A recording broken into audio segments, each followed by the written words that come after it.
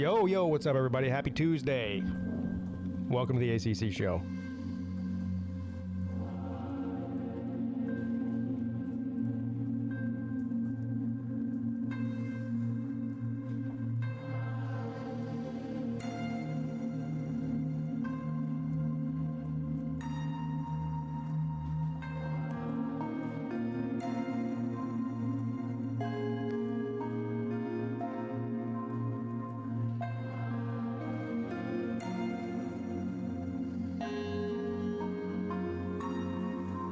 Lots of coaching vacancies, and Lane Kiffin can't coach all of them, unfortunately.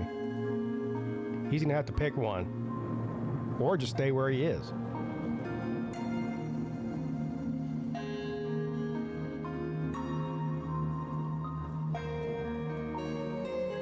No, Dabo would not leave Clemson.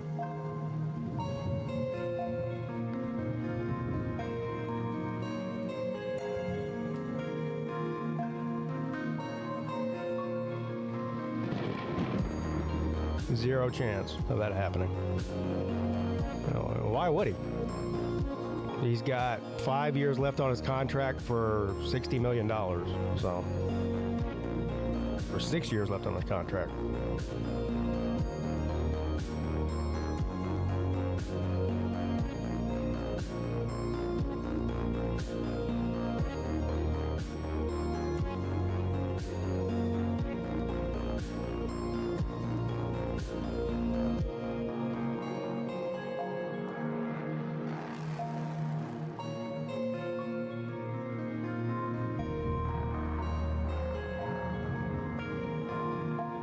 Now, whether he would get fired or not is a different story, but that's not happening this year, or probably next year.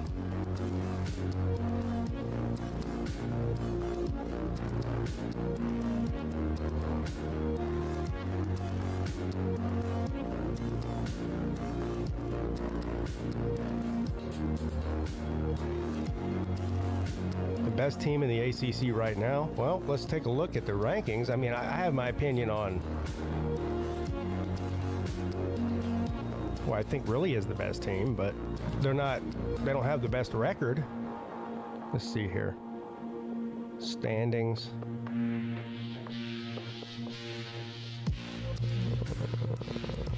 Here's the ACC right here. So, Georgia Tech is the only team in the ACC that's still undefeated overall, and they have an undefeated record in the ACC. So technically, Georgia Tech's the best team in the ACC until further notice.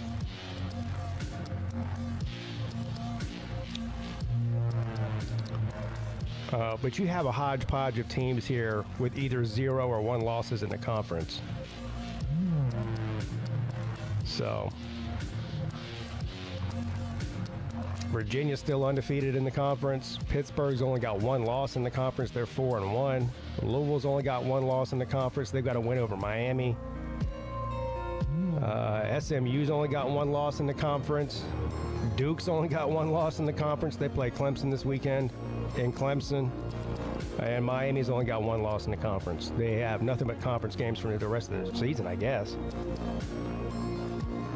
So you've got 1, 2, 3, 4, 5, 6, 7 teams here that technically are all still fighting for one of those 2 spots in Charlotte in December, which is pretty unbelievable going into Week 10 in the ACC. I can't remember the last time.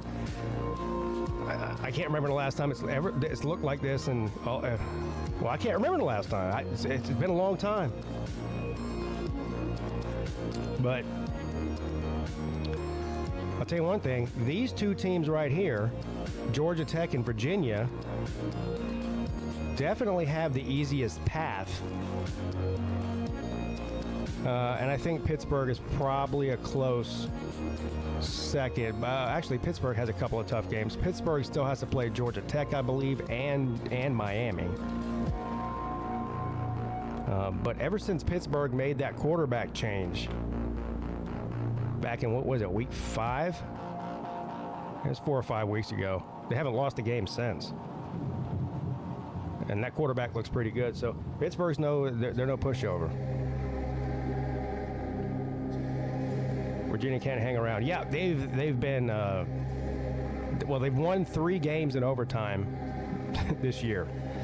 They're in close games every week, and they find a way to eke it out. They had a struggle win against North Carolina last week, but they find a way to win. I do think they'll finally catch a loss here eventually, but as of right now, they're 4-0 in conference.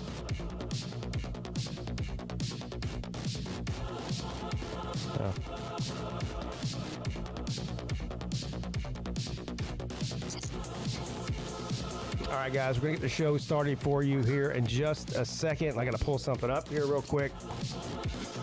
You guys know the deal. Make sure you hit that thumbs up because YouTube really cares, even if your boy does not. But they do.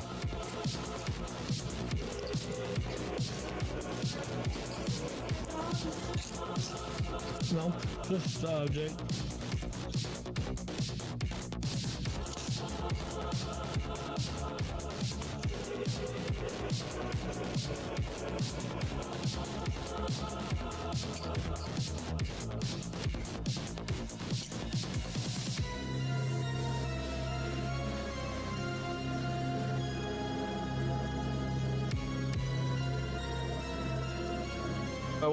What's up, Millis Vanillis? Yes. I'm going to talk about that at the top of the show. As a matter of fact, I'm going to play the video. It's only 3 minutes long.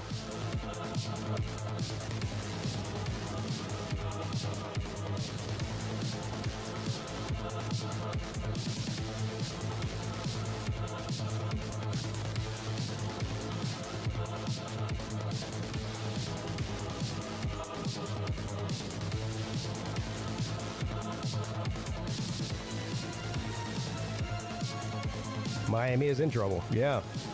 They need to win out, and they need help. They're definitely in trouble. And them winning out is not a gimme. They got a game this week on the road at SMU, which they should win, but that's not a gimme. And then they still got to play Pitt at the end of the year. We were talking about this last night on the Lunch Money Show.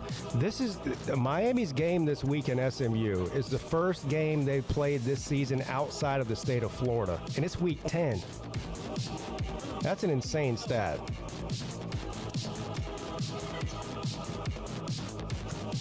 That is an insane stat. All right, let's get this thing started here, shall we? We shall. Anyway, welcome to the ACC show, everybody. I appreciate you guys tuning in. I am joined by my friend, colleague, and co-host, the one, the only, the great C-Dog. What's up, C-Dog? Hey, Pete. What's going on, man? Hey, man. I'm living the dream over here. Hey, me too. What can I tell you? Me too, man. Yeah. 2025 is the year of C-Dog. It is. Well, it's the year of Georgia Tech. Oh, well, also the year of C-Dog. I guess you have a baby on the way.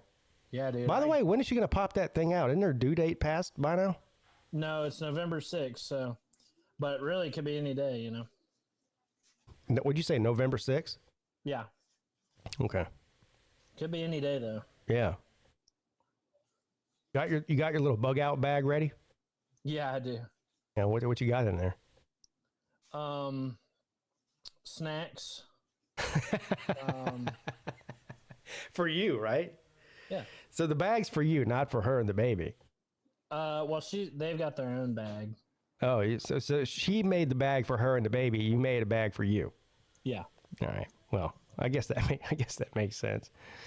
I don't know if you're ever like, if I'm ever like packing for a trip, like, and it's only a couple days or whatever. I'm like, when I'm packing, I always have the thought, it's like, I'm packing my underwear and I'm like, well, you know, I'll be here for 1 or 2 days. I'll pack 1 or 2 pair of underwear. But then I start thinking, I'm like, what if I shit myself? Yeah, I don't usually think that, but I totally do every time. I'm like, what if I shit myself? And I wind up bringing like 5 pairs of underwear for just. Well, you probably should anyway, but how often do you shit yourself? I mean, this is a more important question. That you think that? Yeah, I mean, it's not as uncommon as one would hope. Right. All right.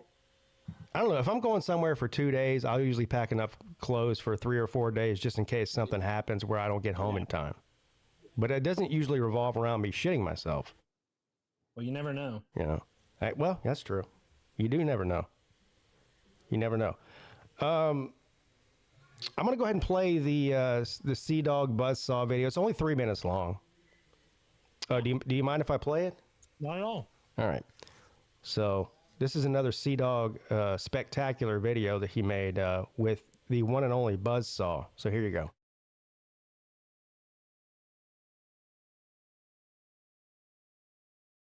Buzzsaw over here. Yeah, Mr. Buzzsaw, what do you think is the key to this upcoming game? Yeah, the Buzzsaw has a good opponent coming up this week, Syracuse Orange, and Georgia Tech's going to have to play tough football to be able to win that game. And Georgia Tech's going to have to play tough football to be able to win that game. What did he say? I've never been so disrespected in my life!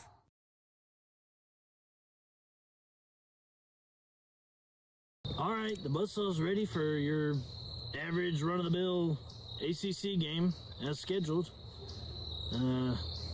Nothing really special about it or anything like that. Buzzsaw! I heard what you said about me in your interview! How dare you! I've played that clip all week in the locker room, and now I'm fired up with rage!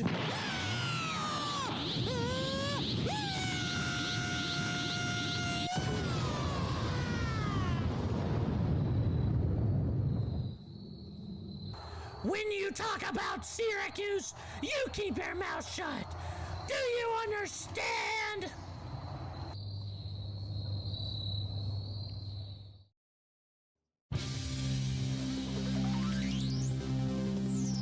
We meet again, Buzzsaw! I hope you're better prepared this time, because I'm still filled with rage! I've had the opposing band play instruments while my kicker was warming up. People ask me if I'm going to take another head coaching job, and I haven't showered in 4 weeks! Everyone keeps disrespecting me, and it makes me so mad! Get ready for my all-out attack!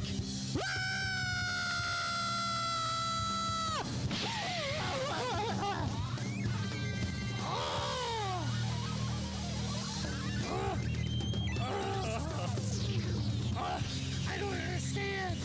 Usually my fake outrage works so well. It's only natural that your rage doesn't work on the Buzzsaw. For now, you see, the Buzzsaw is also enraged.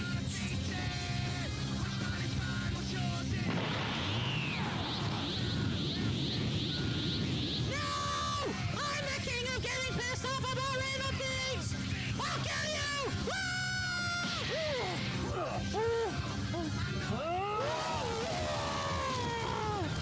Oh no! Step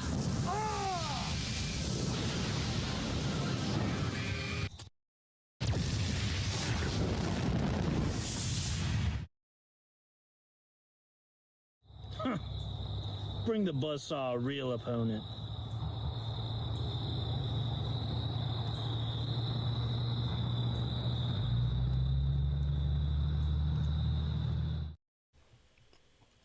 Wow.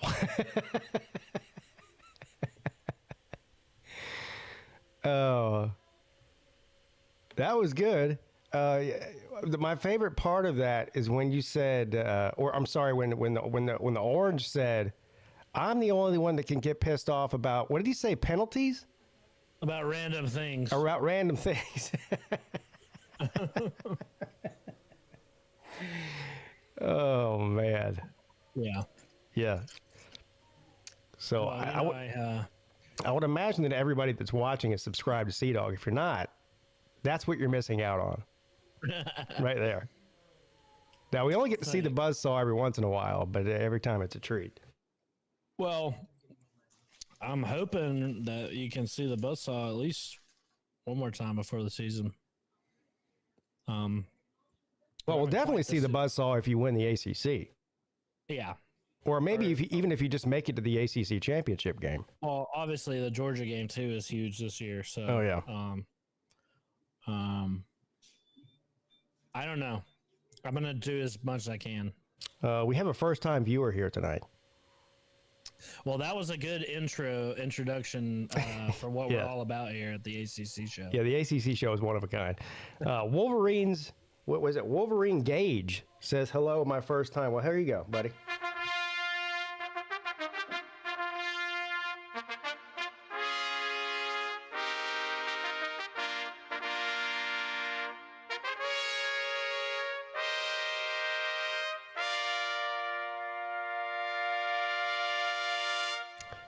Speaking of the Wolverines, of course, this is the ACC show, but we do have a lot of coaching changes.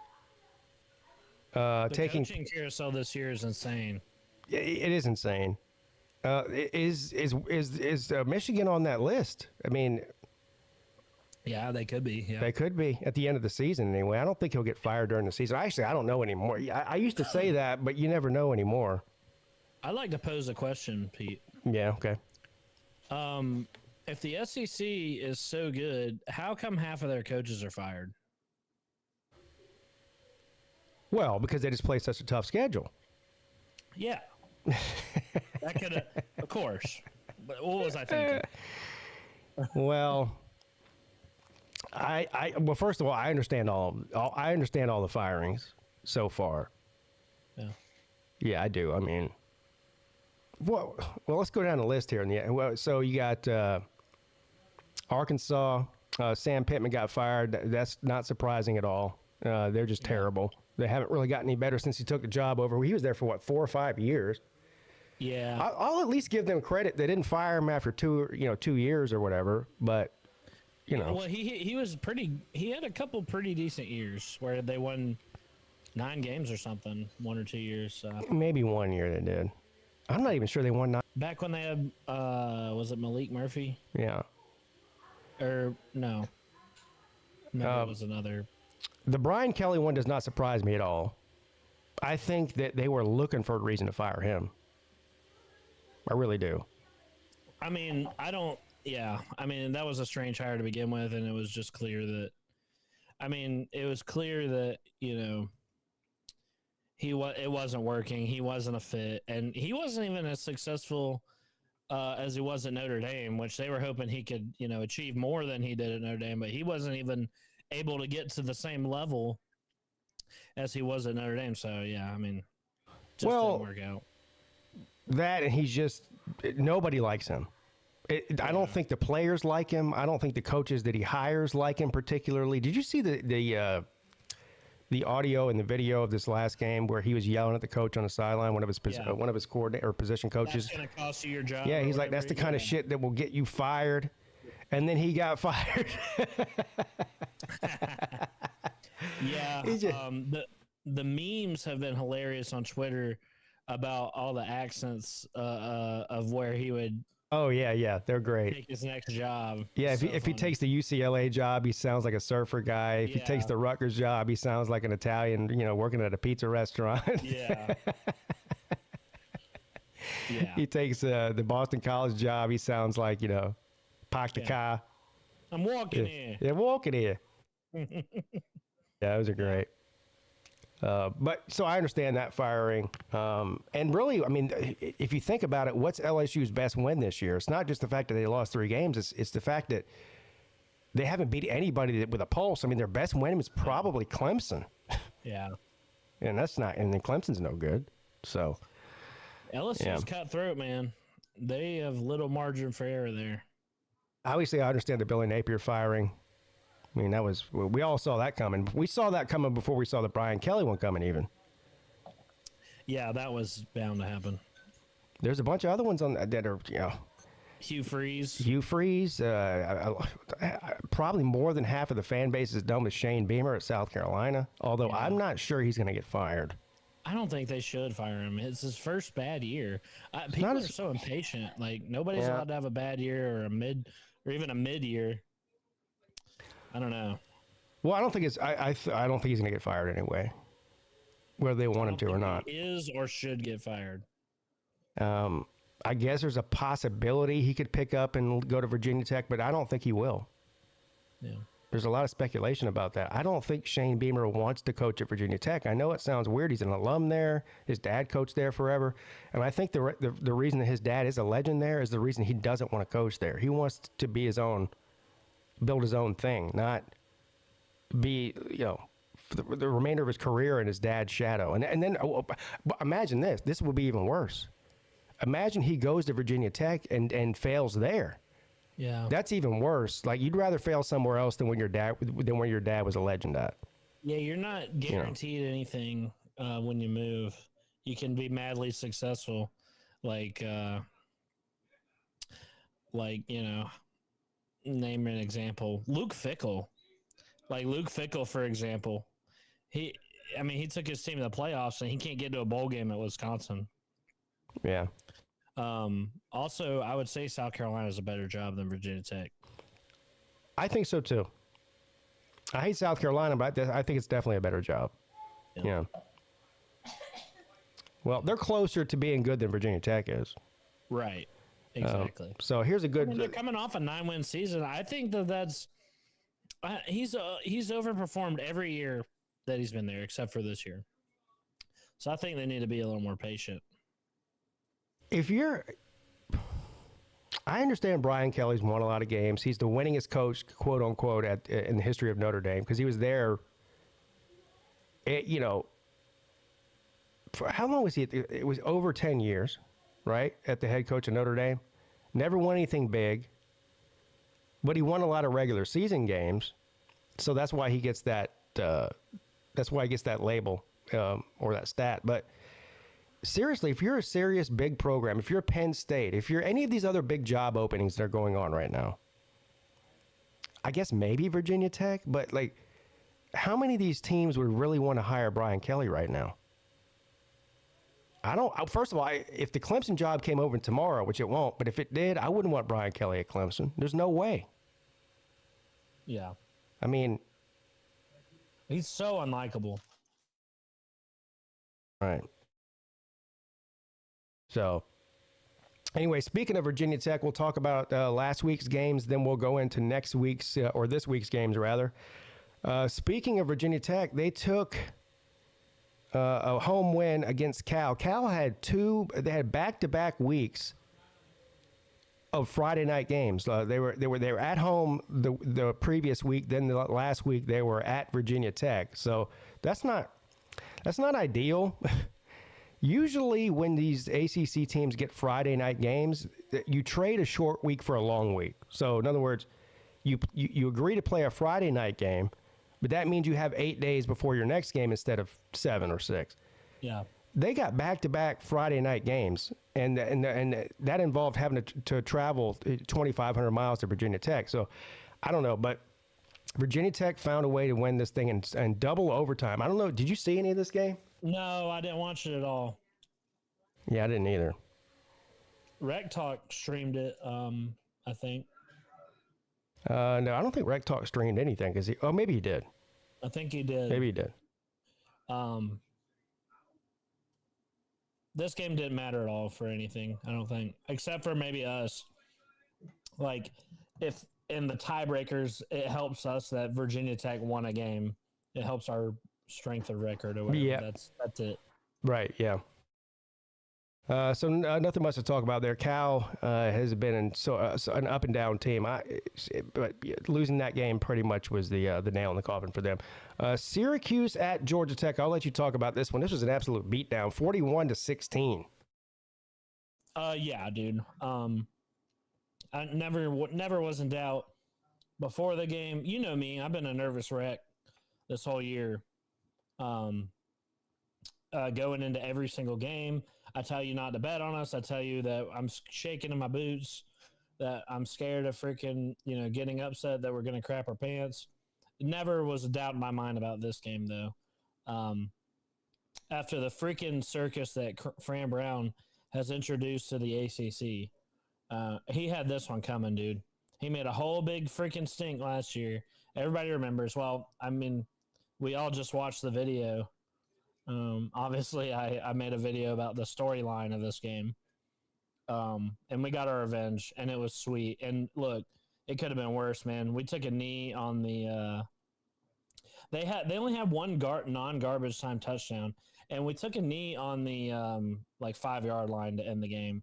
So Brent Key had mercy on him. He's a better man than me. I would have ran it in on freaking Fran Brown and doo-dooed on his grave. But Brent Key's a good man. He had mercy on him. Is this Haynes King's first 300-yard passing game of the season? That's a good question. Probably. I think it's got to be. We started passing more a few weeks in. Let me check. Let me pull that up. Oh my god, I can pull up Georgia Tech just by going. I know we do the show every week. I'm pretty sure I haven't seen an over 300-yard passing game for Haynes King, unless I missed one. But 304 yards through the air and 91 yards on the ground. This was the Haynes King show last week. I mean, he's him. He threw for he 200. He threw for 205 against Duke. He threw for 213 against Virginia Tech.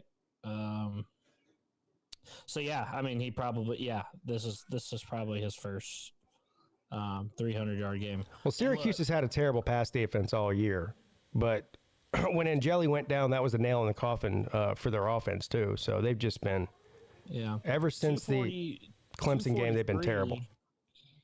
243. So he's hovering around like the 200. He had 211 against Clemson, 243 against Wake. So yeah, he's been hovering around 200-ish range. And then so look, he needs to be taken seriously as a Heisman contender.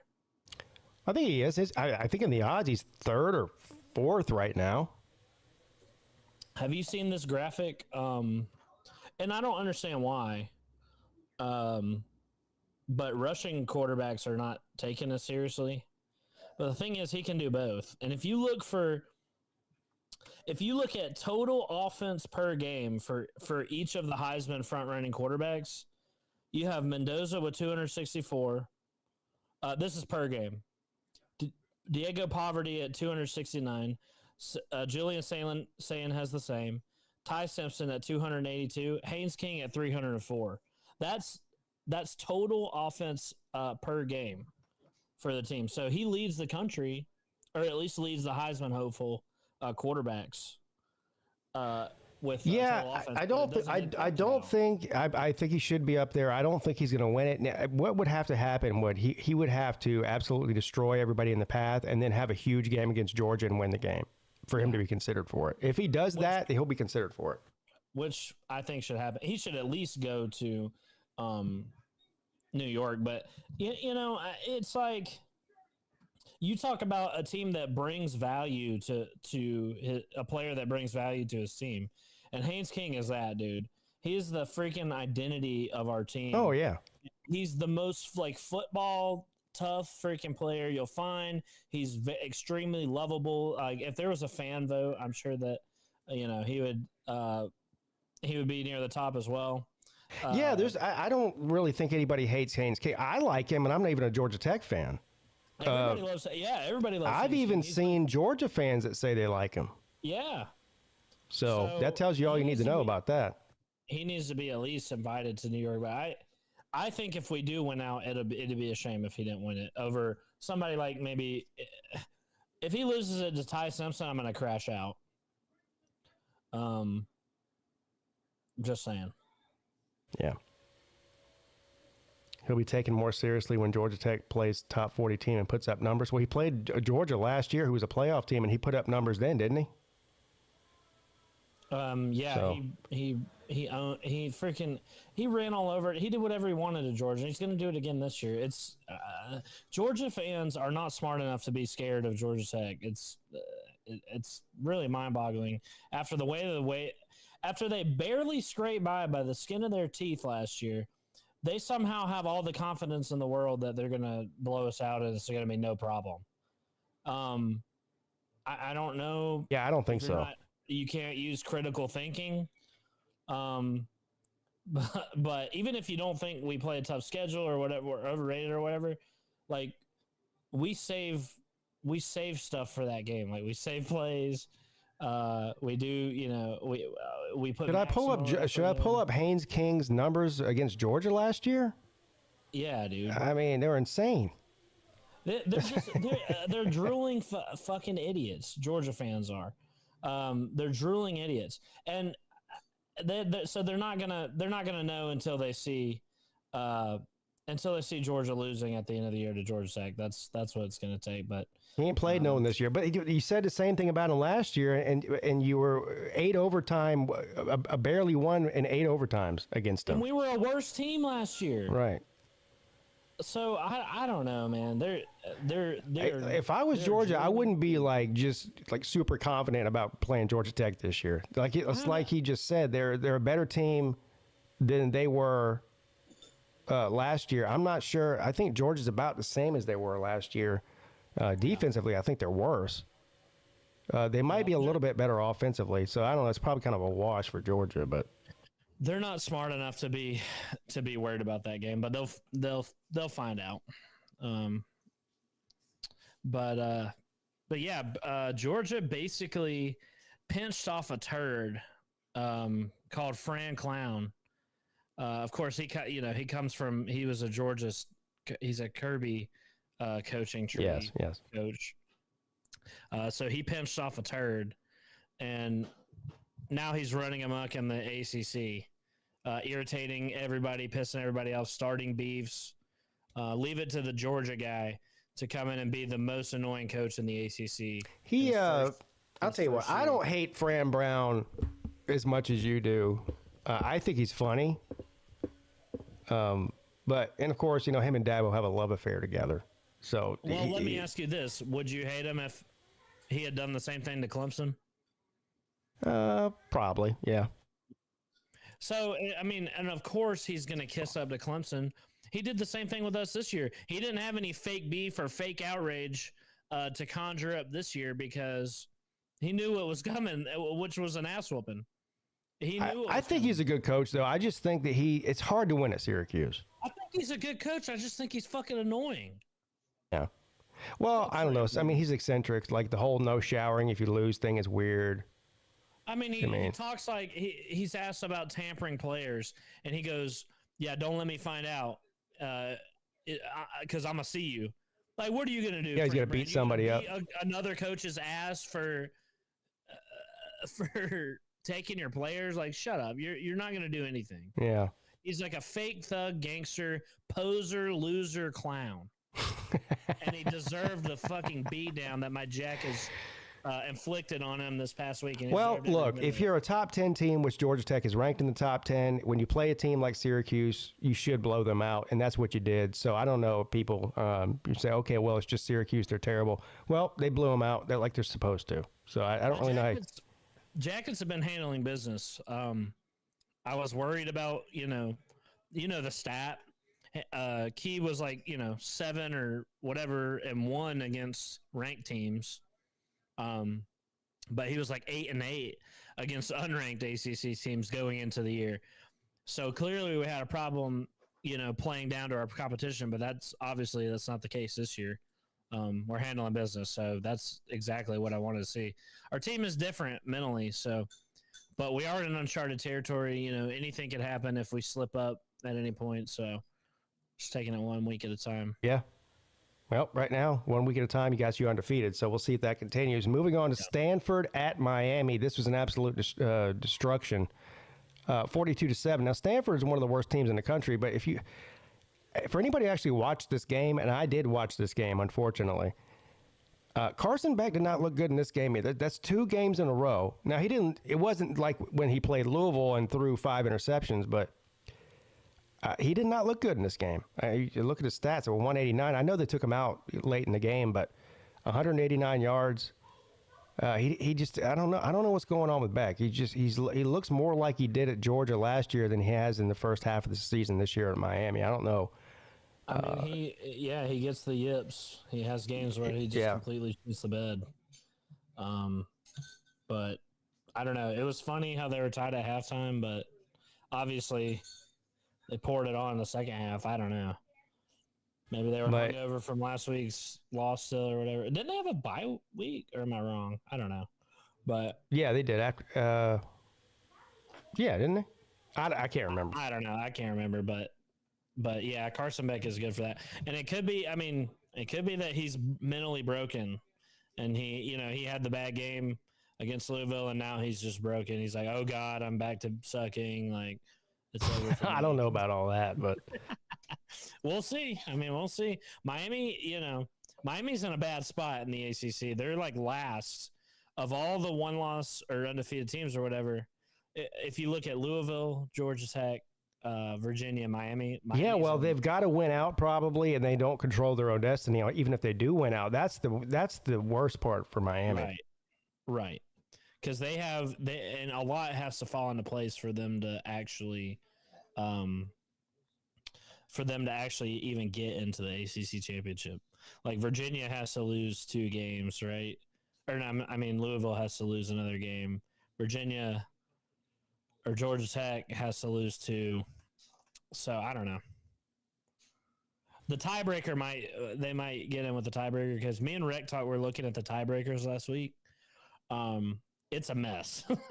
Yeah. It's hard to figure out. Just so you know. But he did make a shout out to Rec Talk. He made a video about it. I'm not sure where I guess he couldn't make it tonight. I know Slim's hiding from me because I own him so thoroughly. Go Dogs Mount says ACC is a dumpster fire. Well, you got a bunch of either undefeated teams or one-loss teams in the ACC, and a lot of those wins are against Power 4 teams and other conferences, including the SEC. So I guess if that's what a dumpster fire is. You got a bunch of fired coaches in the SEC. You know what? People are saying the ACC is a dumpster fire because they're not seeing Clemson and Florida State at the top of the rankings. Yeah. It's other teams instead of them. Yeah. That's why they're saying that. Virginia would beat Texas, buddy. Just so you know. Well, I don't know, but Virginia would. I'm not sure about Virginia, but I think Louisville would. All these quote-unquote ranked SEC teams are just – they should not be ranked. And then they brag about – they all get ranked. The AP poll, what is a complete freaking joke, which got exposed earlier this year that the AP voters don't even vote on the games. And yet all this stock is put into the AP poll. Oh, we beat so many ranked teams in a row. I mean, you can go down the list. Like, these teams should not be ranked. Tennessee, Texas, LSU was ranked until this past week. Like – there's all these SEC teams that are completely overrated and should not be sniffing the top 25. But yet they are. So I don't know. What's Tennessee? Tell me what Tennessee's most impressive win is. It's not even a win. It's a close loss to Georgia. Is their most impressive thing on their resume. Probably, yeah. So don't even get me started on the SEC. It's driving me crazy. Oh, we have so many ranked wins in a row. Well. It'll all work itself out in the playoffs because every conference will be represented. Now the teams at the top of the SEC. I do think the SEC is the deepest conference. So I'm not. The teams in the SEC are the top teams are good, but you're not. You're not impressing me beating Texas. Like. Yeah, Nature Boy says smart fans give zero credence to the AP. Well, here's the thing. I agree with that statement, but the CFP, the committee, they lie when they say they don't pay attention to the AP poll. They absolutely do. The AP poll has significance. It shouldn't, based on the way that it's ran and operates, it shouldn't have any credibility, but it does. That's the fact. When you're playing, when two teams are playing, the little numbers next to their name come from the freaking AP poll, at least until the, playoff poll drops. But we can pretend it doesn't, but it really does have significance. And it's a joke. It's a complete joke. Oh, that's kind of my point. Yeah, the playoff poll is the playoff rankings rather. It's not a poll; it's a ranking. It's all that matters. But they lie and say that they don't pay attention to the AP when they clearly do. When you watched in a couple weeks, the first CFP rankings come out. You're going to see a few teams here ranked 2 or 3 spots higher or 2 or 3 spots lower. But the top 25 for the most part is going to be exactly the same as the AP. Yeah, they do pay attention to it. They definitely do. They just lie and say that they don't. Yeah. Anyway, all right, Virginia at North Carolina. Virginia escapes another one. Again, like I said earlier in the show, third overtime win for Virginia.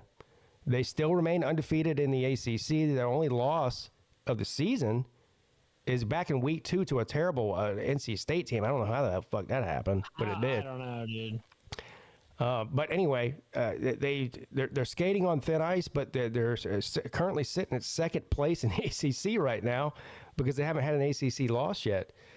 Knocking off Louisville, which was a good win for them. Who are the other 2 wins they had? That's their. I guess that's their best win. Virginia, yeah, is Louisville. I mean, I can pull up their schedule. They haven't really. They have an easy schedule too. Yeah. They have Wake Forest coming up, which is going to be must watch, in my opinion. Yes. They haven't beat. They beat Florida State, so yay, and then they beat North Carolina. Like that's it. They beat Washington State and Stanford.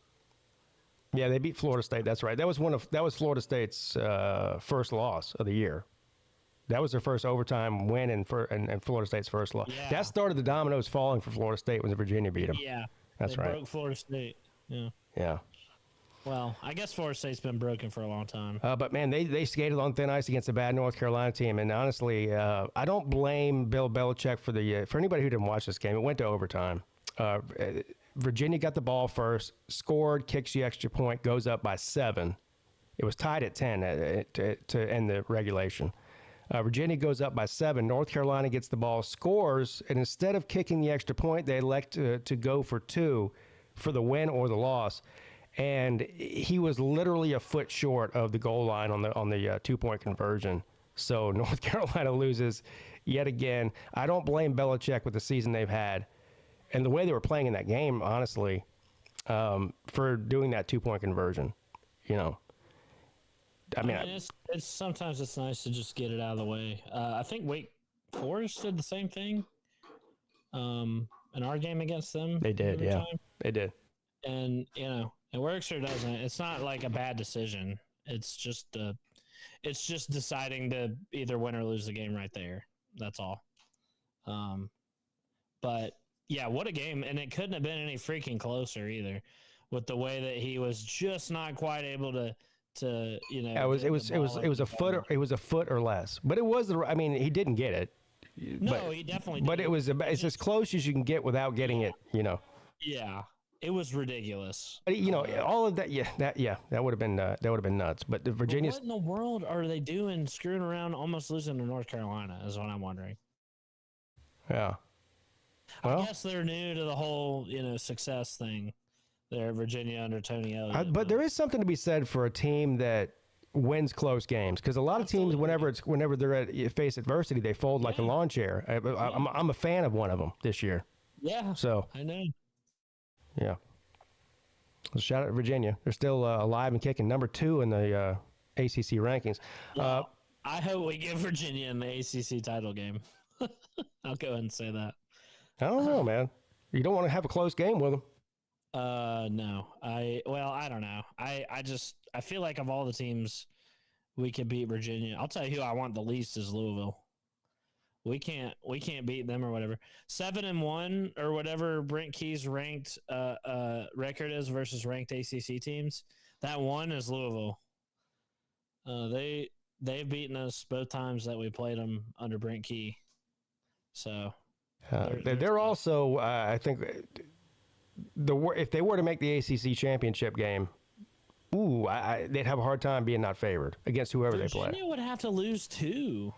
Virginia would have to lose 2, which is possible. That's still possible. It is. They have. I mean, if you're almost losing to North Carolina, you could lose to anybody. They have Cal, Wake Forest, Duke, and Virginia Tech left. Wake Forest might give them a run for their money. Yeah. Duke too could cause some trouble, and that's assuming that they beat Cal and do what they're supposed to and beat Cal and Virginia Tech. Right. But Virginia Tech owns them so bad. That rivalry is so lopsided. It is. So it's like not like that one is a guaranteed win either. I say it every year. I know. I don't know. I'd take Virginia this year, but it's like you said. There's been a bunch of years when Virginia Tech's had a better team. I mean, Virginia's had a better team and still lost that game. Dude, Virginia is like 1-20 or something in the last 20 years against Virginia Tech. I know it's insane. It's freaking nuts. So anyway, Louisville beats Boston College pretty handily, 38-24. That game was not as close as the score looks. It was a 14-point game at the end of the game, but Boston College really had a chance in that game. Yeah. And I don't know what's going to happen with Bill O'Brien. He just seems like he's given up. I talked about this last week on the ACC show. I was like, that interview with him when they asked him, what's wrong and how to fix it. He goes, I don't know what's wrong and I don't know how to fix it. That was funny. That was funny as shit. I said, damn. Boy. No coach speak detective there. Yeah, he was being real there, but boy, I don't know if you're supposed to say that. Yeah. Some things you keep behind the curtain, man. Yeah. So they're just not good. That's all there is to that. Yeah. SMU at Wake Forest. This was a barn burner. Wake Forest pulls out the 1-point home victory, 13-12 in an old style SEC score here. I want to know where Slimothy is on this one. Because I seem to remember him making this his lock of the week, picking SMU. I picked SMU too. I'll go ahead and eat my crow here. But it was 1 point. Well, next time Slim comes on the show, I'm going to let him know. He can't, just because he doesn't come on this week doesn't mean I'm not going to. If he comes on in a month, I'll let him know that he was wrong about the SMU Wake Forest games. My Demon Deacons are rolling. They are making our win against them look better and better each week. Now, this is kind of sad that you're riding the Wake Forest train just because you struggled against them. And really, they should have beat you if it weren't for a bad call at the end of the game. We beat a good ass team. Facts. Wake Forest is not terrible. I'll give you that. But Wake Forest is our best win. So, I love it I love that they keep winning. Oh well, dude, Wake Forest kicks ass, dude. They're so good. They're not near as good as you say they are. So good. They're not as bad as many people think they are, and they're not near as good as you say they are. They're somewhere in the middle there. Even better when SMU turns around and beats Miami, and then Wake Forest. We'll talk about that in a minute because we'll talk about that in a minute. I have some thoughts on that. Hey, check this out. Wait. Did you see the end of the game where ESPN posted the final score before the game had even ended? No, I didn't. No, I didn't see that. Yeah, dude, they sent out the alerts that Wake Forest loses 10-12 before the dang thing had even ended. Oh no, but you know what that means?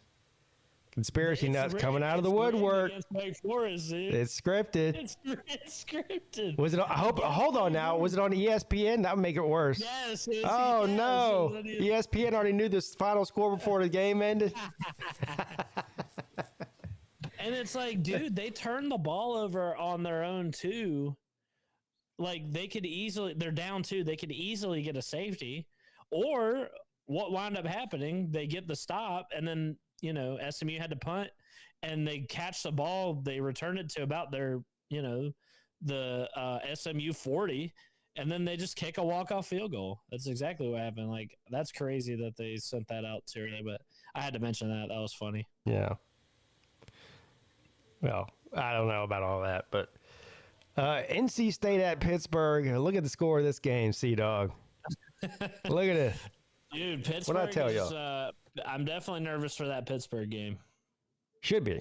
They're on a tear right now. They're good. They're good. They're not, now, look. I don't know how in the world they lost to West Virginia, but that was, what was that, week 2? Yeah, week 2 or 3 or something. Yeah. That was before they made the quarterback change. Ever since they made the quarterback change, they're on an absolute tear offensively. So I'm definitely worried about the Pitt game. That's the toughest. That's the toughest game left on our schedule is the Pitt game. Like all the other ones we're going to easily win. Pitt is the only hard game left on our schedule. How, with all these coaching firings that are going on around the country, how in the hell is Dave Doran still employed? That's a good question. I got to know. I thought you were going to ask, how does nobody talking about Narduzzi for a bigger job? That's where I thought you were going with that. No, I'm talking about Dave Doeren. You know, I should have known, but I'm actually, I mean, all joking aside and hate for Dave Doeren aside, I'm being serious. Like, why are the NC State fans not holding protests with, picketing outside the football facility for Dave Doeren? They're just not serious about football there. They can't be. I've seen NC State fans wanting him fired, but Well, there's not enough people that do want him fired. I mean, you lose 3 games at LSU, they fire you. This guy loses 3, 4, 5, 6 games on average every year, and he's still there. He's been employed since 2000. He's been there 15 years, never won the ACC. That's a fireable offense in itself, because there's been some years where the top of the ACC has been pretty weak, and they still haven't found a way to capitalize on that. Yeah. And then when you add in just the past couple of years, last year going into the season, there was a lot of people that were picking them to win the ACC and make the 12-team playoff. Of course, they were fucking terrible. They're terrible this year. Like, how many more years does this guy have to steal money from NC State? I still maintain this guy has naked pictures of somebody's wife or something. Yeah. There's just no other explanation for it.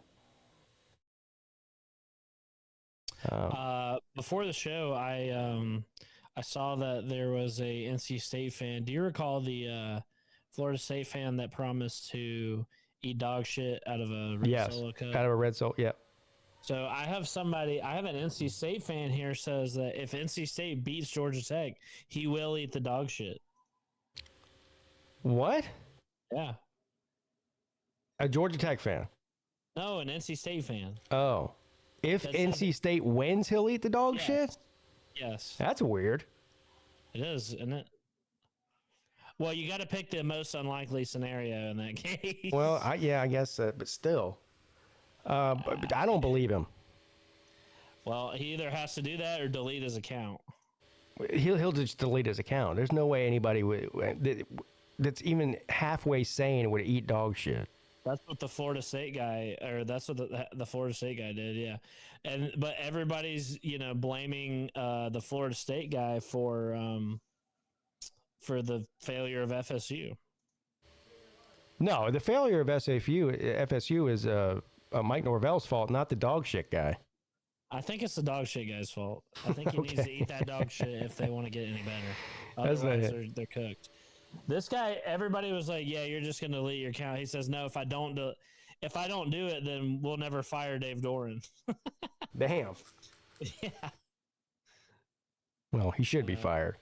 Now, I want to be on record here saying I hope they don't fire him. I'm not out here calling for Dave Doeren to be fired, but from a football fan perspective, I just couldn't imagine being an NC State fan and watching this guy be the definition or even less than the definition of mediocrity for so long, and they just still continue to pay this guy. What's he making? $6 or $7 million a year to be nothing? That's crazy. Yeah. It doesn't make any sense to me. So, there's not serious about football. We got a Friday night game this week, too. North Carolina at Syracuse. This is the Dookie Bowl right here. Holy hell. I don't even know what it's at. Who are you picking up? It's at Syracuse. Look, if I'm being totally unbiased here, give me Fran Clown to get the huge, massive win over North Carolina at home in the fart box. Somebody's got to win. Tickets as low as $4. Wow. Is this on a Friday? Yeah, Friday night. Oh, cool. I'll get to sit back with my popcorn and watch two teams I hate shit all over each other. That'll be great. Yeah, I guess I got to take Syracuse here, too, because they're at home. I mean, it's two terrible teams, but I think North Carolina's just that bad. What I really want to see is North Carolina versus Boston College. That's what I want to see. They're the two worst teams in the whole conference. Yeah. Yeah, even worse than Stanford, huh? They should make the worst teams play a playoff at the end of the year. But the loser advances. Yeah, but nobody's like, if you're a player, you're gonna be. I'm not playing. They'll just sit out. They're not. If they won't play in bowl games, they're definitely not playing in the shittiest. Okay, the rule is you get shot and killed if you don't participate in the game. Oh, so now it's Nazi Germany. Gotcha. It would be worth it, dude. It would be so entertaining. Now, all right. But that would be even funnier because then you'd have like the walk-ons, the walk-ons playing each other. Yeah, I don't think I'd want to watch your that. Players quit, then you just keep losing, and then you lose. Worst team ever. I don't think I want to see the two worst teams every year play each other. No, it's like the opposite of a bowl game. Highly entertaining to me. But moving on to a real game here, one that actually does matter. This is a huge game. Miami has to win out. That's all there is to it. Yeah. They've got to win every game in front of them. Starting this week in Dallas. Again, I said this earlier. This is an unbelievable stat. The first game Miami has played outside of the state of Florida all season. That's crazy, dude.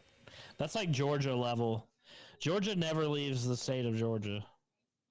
For their They whole have time. had They're either playing in Athens or in the freaking Boons. Yeah, they were their schedule was front loaded with a bunch of home games, and of course the Notre Dame game I think was labeled as a neutral site game, but of course it was in Hard Rock Stadium, which is their home stadium. So I think Miami technically gets like 8 home games this year, which is unbelievable. That's unbelievable. How does that even happen? I don't know, but it is happening. But the problem for them is they've got to win all of these road games at the end of the season when they can't afford to lose a game now. So this is tough. Now, look, a gun to my head, you say who's better at Miami or SMU? Miami's clearly better, but that doesn't mean they're going to win this game. They got to travel to SMU. But this could be a tricky one here. This could be a tricky one here. And again, this was the one Slim was worried about. Yeah, and and all the pressure's on Miami because they know they can't lose a game. Yeah, I'll be watching this with great interest. Yeah, me too. This is on at 12 o'clock, same time as Duke and Clemson. I'll be streaming at 12 o'clock on my channel, so I'll be streaming Clemson and Duke, and I'll definitely have Miami and SMU on the other screen because this is it's huge implications for the ACC. Of course, SMU is still alive technically in the ACC. I mean, they need some help too, but they're still alive technically. And Miami just is their back is against the wall. They have to win this game. It's really unbelievable. They're the highest ranked team in the ACC, but they're the only team that can't afford to lose a game right now. That's in that top 4. So it's interesting, and I just don't. It's. This definitely has huge implications. I don't take SMU seriously as a ACC contender because of their schedule, because they still have to play, even after this game, they still have to play Duke and Louisville. So I don't think they're not going to be in the conference race at the end of the year, in my opinion. Mm-hmm. Really, Miami has everything to lose here. They do. So every week for this, every week for the remainder of the year is a possible elimination game for them. It's really unbelievable because I think they're really good. But it's just how the schedule worked out for them. What were they ranked number 2? Yeah. Like, that's crazy. That's crazy. I mean, it took a 5 interception game or whatever, 4 or 5 interceptions for them to lose. They're fucking identical to how they were at Oregon, to how Mario Cristobal was at Oregon. I tried telling Miami fans this. They're like, oh, don't bring up Oregon. I'm like, bro, it is a mirror image of what. Oh, he's got to be one of the worst fourth quarter in-game situation play callers or situational callers that I've ever seen before. It's not even just that. It's like, at Oregon, what was it? He would always have amazing talented teams, and we go 10-2, losing inexplicably to like one random team, and then also like Utah, like teams. We are their Utah here in the ACC. We are what Utah was to Oregon. Yeah. You get out physicaled when you play teams like that, or Louisville. It's a thing with Mario Cristobal coach teams. I tried to tell Miami fans, I was prophetic. When he got hired, I was saying this shit. I predicted this. I don't know. I don't know what it is with me, but I'm never wrong. Okay. Yeah. Okay. Yeah. Sure. I cannot help but be right about everything. And I freaking nailed it with Miami. They're a complete mirror image of themselves, of Mario Cristobal at Oregon. That's all I got to say about that. Yeah. Well, it's a must-win for Miami. Duke at Clemson. Clemson has not beat a Power 4 team at home since early October of 2024, which is an unbelievable stat. When you go back 2 years ago, they had the longest home winning streak in the country for 3 years. They had, 35 wins in a row at home. And now they can't fucking win a game at home. It's actually detrimental that you're playing at home in this game. Yeah, it is. And Clemson's favored in this game somehow by 3.5 points. I don't really even know the status of Cade Klubnik. He didn't play they had a bye week last week, but the week before against SMU he didn't play because he had a twisted ankle or whatever, a sprained ankle. Vizina came in and actually played pretty well. Defense played like dog shit. They didn't run the ball at all. It was bad. Offensive line can't block. I don't know why anybody in the right mind would pick Clemson to win anything right now. I really don't. I don't care where they're playing. So yeah, give me Duke and the points, I guess. It's only 3.5 points, but still. I can't believe Duke is underdog. I don't know. Duke's not like amazing, but that's the thing is Vegas really thinks this is an equal matchup because they'll give you 3 points for being a home team. Yeah. I would say Duke is okay, but Clemson is bad. So yeah, well, they've been bad. Yeah, so now they're as low as $22. Damn. Their number one receivers out for the season, Bryant Wesco, because for some reason they decided you put your best player back to receive kicks, which is fucking ridiculous. And so he's lucky he didn't break his neck, but he hurt his neck or his back. I don't know if they have it listed as a neck or a back injury. Either way, he's out for the season. So that's a huge blow to the because Clemson loves to pass the ball. They pass the ball 50 or 60 times a game. And without him on the field, that's a big blow. Maybe they'll actually try to fucking run the ball now. I don't know. We'll see. Yeah.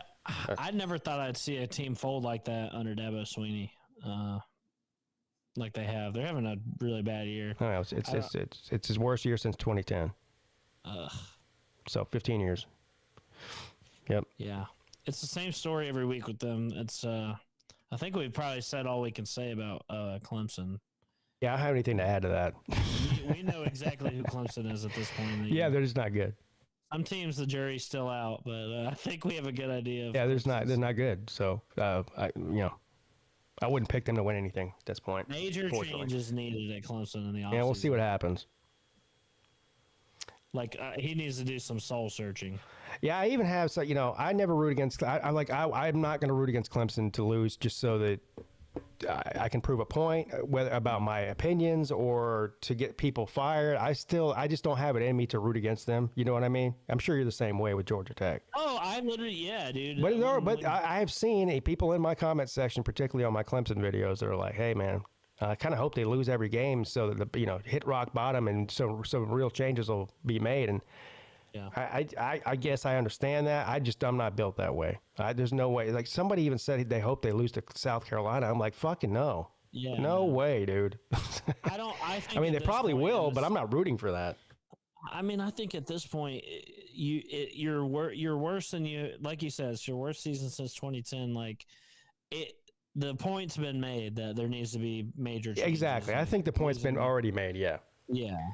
And it needs to be actual changes, not this half-ass like, oh, look, see, I'm using the portal, but then he like half-ass freaking, tries to go after a player and then loses him because he won't talk about NIL or whatever. Like he's got to fundamentally change and adapt with the times, or he's gonna get left behind. It's sad to watch, really. I actually love Dabo Swinney like as a coach, like. I always thought, I always thought that if I could choose a coach to be my team, I would want it to be Dabo Swinney. So it is a little sad for me to see that him, falling off so hard. Yeah. Well, he's not going anywhere. He's not getting fired. He's not leaving on his own. He'll be there next year. So the question is, will he change at all? And I tend to believe that he probably won't. But I think Dabo Swinney he continues to say over and over again, like the formula's worked. We look at all we've done here. So I think he's got his heels dug in. So I'm not really optimistic about the changes that need to be being made, at least not in the next not in the next season. So this year was like a sharp decline, kind of, because when whenever Trevor Lawrence left, kind of was the end, beginning of all this. But you didn't take like a massive decline like right after he left. You took a step back. You still won the conference, but then you get blown. You're not a lead anymore, and then you lose 3 games. What was it last year? Yeah. You won the conference still, but you get blown out in the playoffs. So, but now it's like, man, you might not even make a bowl. So, yeah, that's rough. Yeah, you can't lose another game. Really? I mean, they can technically. I mean, they're 3 and 4. What are they? I don't even know what the fuck they are. 3 and 4. So yeah, they could technically lose another game, but not 2 more. But you've got to add in the fact that they still have to play South Carolina and Louisville. Is your schedule hard to finish up the year? They pull close. Well, I'll tell you what it is right now. They got Duke this week, which they could lose that game. Then they've got Florida State. Okay. Then they have Louisville on the road at Louisville. Ooh. Then they have Furman, which they'll win. Should win. And then they have to end the year. They have at South Carolina. So if they've got 3 wins, they'll need to beat Florida State, Furman, and then go 1-1 against South Carolina, Duke. Okay. And so this is an important game. Look, if my team sucks, like Clemson does right now, my goal is to just make a bowl game. Like I don't think Clemson's going to beat Louisville or South Carolina. I mean, I guess they could. Anything can happen. But if I'm picking them to lose both those games. So if that happens, they don't make a bowl.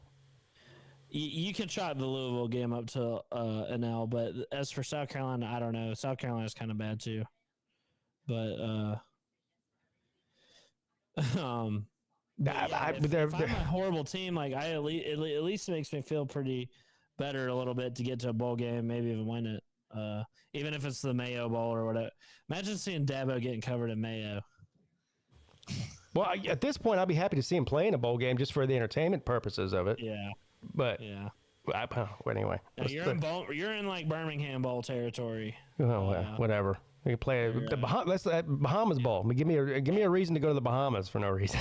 Yeah, Gasparilla Bowl. We won that a couple years ago. That was a good time. Bahama Bowl, man. Yeah. I think I got some Carnival cruise points. Go down to the Bahamas again. Oh, Lord, have mercy on my soul. All right. Good luck this weekend against Duke. Yeah, we're going to need it. Louisville at Virginia Tech, not much to say about. This is on the CW network at 3 o'clock, but this should be a cakewalk for the birds with teeth. Should be. Yeah. Matter of fact, about that. We can just go ahead and take these next 3 games in stride. Notre Dame at Boston College, that's going to be an app. Notre Dame is favored by like 30 points in that game. And it should be. Okay, so look at these 3 games. Louisville, Virginia Tech, Notre Dame, Boston College, Pittsburgh, Stanford. What are the odds that one of these teams drops one of these games? Or even throw in Virginia Cal in there? Well, out of all those, I think the one that's most likely to drop is Virginia. Because look on the left side. They're all road they're all they should all win. They're all road favorites is what you mean. Right. Yeah, they're all shit, what did I just do? Yeah, they're all what is going on here? Oh my God, you can look at all 1, 2, 3, 4. 1, 2. They're all favorites. You can look at all 6 of these games. Now, Wake Forest is inexplicably an 8.5 point underdog or whatever. I don't understand that at all. But they're the better team. Yeah, that is weird. I'll probably bet Wake Forest in that game. That's a free money button. I don't understand what in the hell. I don't either. Is at all. It's honestly like too good to be true.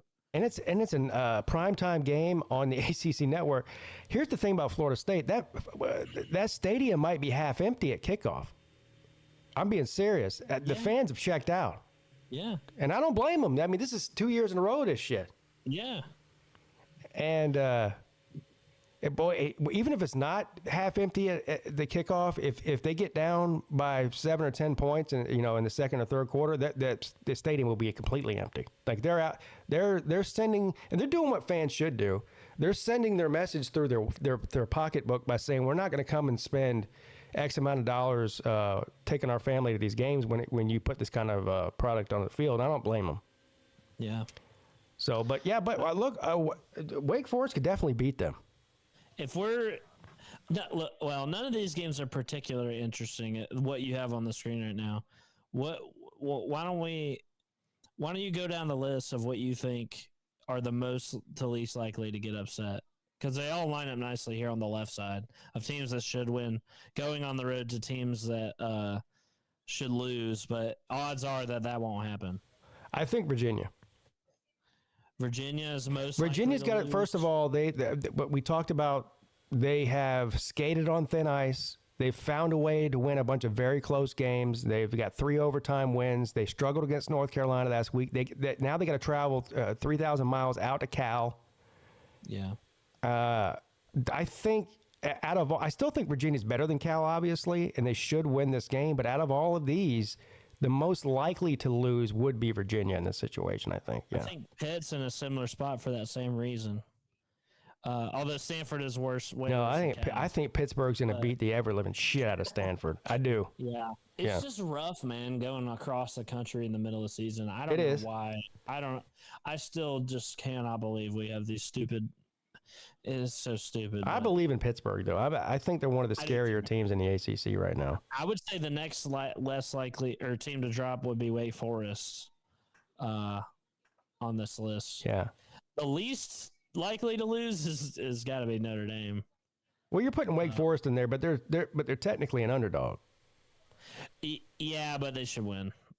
Well, if you were setting the line, what would you say? I'd put Wake Forest as at least like a 3-point favorite or something like that. I don't know if I do. It would at least be a pick 'em. Just of what I thought the game would be. It would at least be a pick 'em. I would lay 3 points with Wake Forest. Seriously. Well, here's the thing. NC State's terrible, and Georgia Tech should run over them. And you know how I hope you do. I don't care about whatever happens in the ACC. But the biggest out of all these games we're looking at here, well, outside of the Miami game, but that's we talked about that one already. What would shake up the ACC this weekend more than anything? I guess Miami losing would be a big shakeup because that would probably virtually eliminate them from both the ACC and maybe even and probably the CFP conversation as well. What would be if Georgia Tech lost? Would that be the next big one, or Louisville? Yeah, we're in the driver's seat like right now for the ACC, but look, the margins are so thin. You could wind up with us, Louisville, Virginia, and theoretically Miami at the end of the year with 1 loss. And in that case, if we do drop to, it doesn't matter if we drop to either NC State or Pitt, we're out.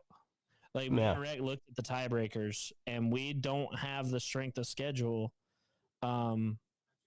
That Virginia would be first out, we would be second out. So if all 4 teams at the end of the year are 1 loss, it would be Louisville versus Miami, if you can believe it. Head to head doesn't matter. You'd think Virginia would get in over Louisville, but it doesn't matter. Yeah. So I don't know. Georgia Tech doesn't have any room for error. So yeah, this would definitely shake up the ACC race if we lost. Do not let NC State do that to you. I will never forgive you. Or Rec Talk, or any Georgia Tech fan. No, you lose to NC State. I'm just disowning you. What am I supposed to do? I don't know. I got to take it out on somebody. I can't take it out on Brent Key. I don't know him. I know you. Believe me, I'll take it out on everybody if we lose to the freaking NC State. Look, you know what they say. October is for pretenders. November is for contenders. Yes. So this is the time we got to finish out. We got to, we're 8-0. We got 4 games left. We have to finish. And they're massive games. Massive games. It is. It's true. So the importance of this game and the Pitt game, and the Boston College game, we're not losing that game. They're freaking terrible. But the importance of those games cannot be understated. So there you guys have it. We know what we're talking about. Yeah. Believe us. I mean, me and Rec Talk spent like all last week looking at the ACC tiebreakers. Yeah. The tiebreakers are insane. They are. And you could very well have 4 one-loss teams at the end of the year in the ACC. Talk as Pitt says we destroy Boston. Yeah, destroyed everybody in your path recently. And I expect the same this week against Stanford. That's going to be a huge game. Didn't you say you were coming down for that game? Or thinking about it at least? That might be a big game if you went out up to... Is that game in... Have you seen Pitt's... Pitt has an unbelievable finish to the season. They have to play Notre Dame, Georgia Tech, and Miami. I know. All back-to-back weeks. It's crazy. So that game is in Atlanta? Yeah. Oh. I don't know why I thought it was in Pittsburgh. It'll be Haynes King and the seniors' last game at Bobby Dodd, unless we host a So that's the week before Georgia? Yeah? So we got NC State this week, a bye week, Boston College, Pitt, Georgia. Oh, wow. My baby's due on the bye week. So you're hoping that's what happens then? I don't know. You can still watch the game from the hospital room. I did that whenever my kids were born. I was watching football in the hospital room. Yeah. So, yeah, there's ways around it. But whatever I can get away with. Yeah. Well, look. She'll be bored too. You're sitting in a hospital room. There's nothing to do but watch TV. Is this after labor or during? Not during. Oh. I mean, hopefully the labor doesn't last that long. Well, I mean, sometimes they go 18 hours. Or I can see Sea Dog in the delivery room watching the game on his phone. Dude, speaking of Pitt, like the very first, I shouldn't even bring this up because she's sitting right here. It's probably gonna bring up bad memories, but dude, the very first, I should not be bringing this up, but it was Brent Key when we fired Jeff Collins and Brent Key became the interim. I was like, yeah, this is we suck, like we're gonna lose. We were going on the road to a ranked Pitt team, and we went to go see. I'm like, whatever. I don't even need to watch this game. Like it's gonna be a beatdown. We went to go see her favorite artist, her favorite country singer, John Party, that she had never. Yeah, it was for her birthday. Oh no. I was like, yeah, dude, I'm gonna get some brownie points. Like, doesn't matter. The Jackets suck this year. It's a wasted season. Blah blah blah. And of course, we beat them. And I was like on my phone the whole concert, like watching the game. She was so pissed. Oh no, she was so mad at me. It was really bad. Yeah, it was really bad. Well, you're about to have a kid. She's gonna be mad at you for the rest of your life. So congratulations on that. Yeah, so it's gonna be even worse when I'm in the delivery room watching it. So. I don't even know if they'll let you take your phone in there. I don't think they will. I can take my phone in there. What? Maybe you can. I don't know. It's been so. My youngest is 11. So I don't know what the rules are now. I guess you can. I guess don't people post videos of that shit on TikTok and stuff? Probably they do. Yeah, I don't know. Anyway. All right, Sea Dog, we did it again, buddy. Another episode of the ACC show. A little disappointed that we didn't get to hear from Rec Talk tonight, but hey. Yeah, I was licking my chops getting to get on to Slim here, but he's hiding from me. So I think he's working. I'll get him. He's I'll working. Find him. He's working. He can't hide forever from me. Yeah. He better never pick against me again. He's stacking up L's against me. Yeah. All right, buddy. Well, we'll do it again next week. Hopefully, we're on here talking about a massive Georgia Tech and Clemson victory over Duke and NC shit state. But hopefully one of those teams doesn't let us down. Yeah. That's all I can say. All right. See you later, buddy. Thanks for coming on. Thank you as usual. All right, man. No problem. I'll see you next week. All right. The great Sea Dog, everybody. That's going to do it for me as well. Thank you all, everybody, for tuning in. I appreciate you. And I will be back live tomorrow night right here at 10 p.m. for the College Football Call-In Show. So get your questions ready. Get your rage ready. Call in. Rage about your team or tell me how great you are. That's all that matters. I'll see you guys all tomorrow night at 10 p.m. Have a great rest of your Tuesday.